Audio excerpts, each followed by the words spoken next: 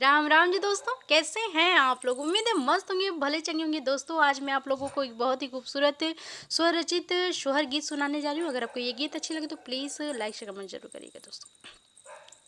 सुनाए सासू मोरी आंगना में आई गईले, सुनाए सासू मोरी आंगना में आई गईले, घरवा में बन के उजियार, सुना सासू हमार घरवा में बन के उजियार, सुना सासू हमार।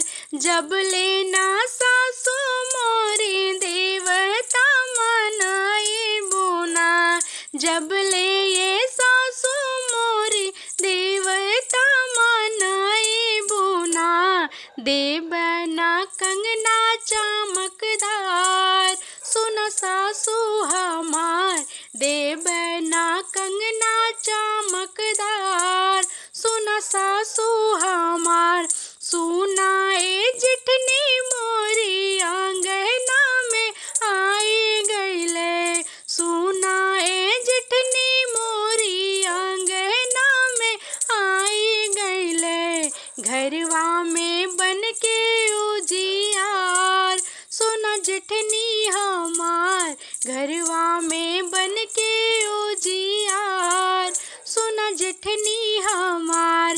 जब लेना जिठनी मोरी पीपरी पुइसाई बुना, जब ले जिठनी मोरी पीपरी पिसाई बुना, देवना हरवा के हमार, सुना जिठनी हमार देवना हरवा हमार, सुना जिठनी हमार।